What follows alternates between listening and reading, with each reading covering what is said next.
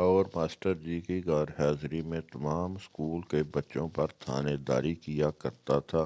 عمر کے علاوہ وہ قد و قامت اور جسمانی طاقت کے لحاظ سے بھی اسکول کے تمام بچوں پر فوقیت رکھتا تھا۔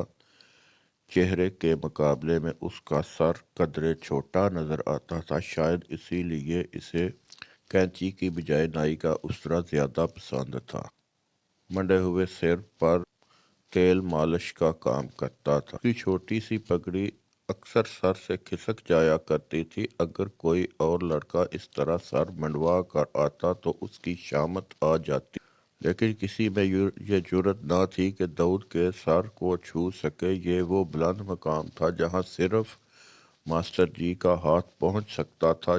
داؤد جتنا بڑا تھا اسی قدر کند ذہن تھا۔ چوتھی جماعت میں وہ 2 بار فیل ہو چکا تھا، لیکن ماسٹر جی کو خوش رکھنے کے لیے وہ گاؤں سے ان کے لیے اپلے لاتا، ان کے گھر میں پانی بھرتا، ان کا حقہ تازہ کرتا اور کبھی کبھی ان کی گائے کے لیے چارہ بھی لے آتا۔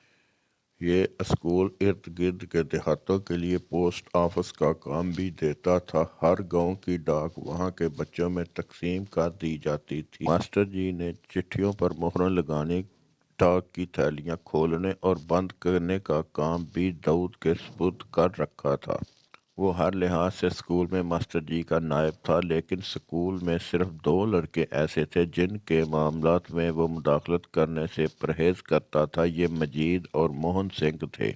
مجید پہلا لڑکا تھا جس نے اسکول میں اس کے خلاف بغاوت کا جھنڈا بلند کیا تھا۔ ایک دن دوپہر کے وقت ماسٹر جی گھر گئے ہوئے تھے اور داؤد لڑکوں کو ڈانٹ ڈپٹ کرنے کے بعد دیوار کے ساتھ ٹیک لگائے اونگ رہا تھا۔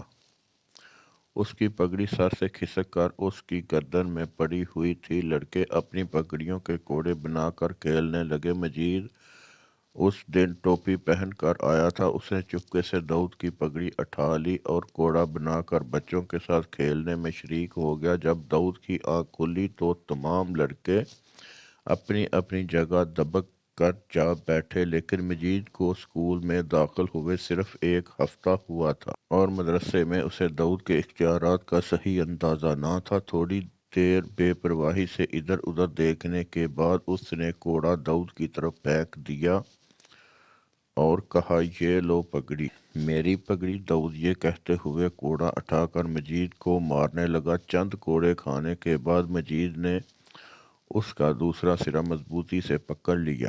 داؤد نے 2-3 معمولی جھٹکوں کے بعد اپنے مد مقابل کی طاقت کا اندازہ لگاتے ہوئے پوری قوت کے ساتھ کوڑا کھینچا۔ مجید نے اچانک کوڑا چھوڑ دیا۔ داؤد اپنا توازن قائم نہ رکھ سکا۔ پیچھے ہٹتے ہوئے اس کی ٹانگیں ایک لڑکے کے ساتھ ٹکرائیں اور وہ پیٹھ کے بل گر پڑا، لیکن پھر جلد ہی غضبناک ہو کر اٹھا اور اپنی پوری طاقت سے مجید پر جھپٹ پڑا۔ اب دونوں کی کشتی دیکھنے کے قابل تھی۔ مجید اس کے کمر کے ساتھ چمٹا ہوا تھا اور داؤد اس کی پیٹھ پر مکے مار رہا تھا۔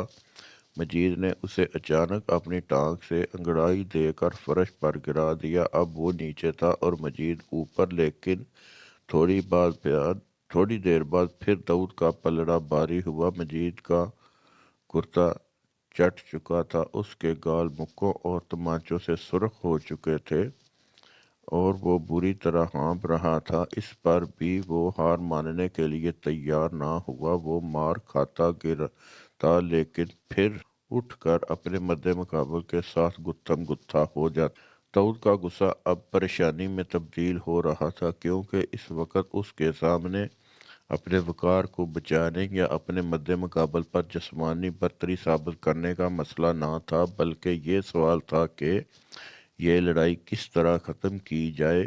وہ اب مجید کو مارنے یا گرانے کی بجائے اپنے سے دور رکھنے کی کوشش کر رہا تھا۔ دیکھو، اب بیٹھ جاؤ ورنہ بہت ماروں گا۔ میں تمہارا لحاظ کر رہا ہوں۔ جب تم نے میری پگڑی کا کوڑا کیوں بنایا تھا؟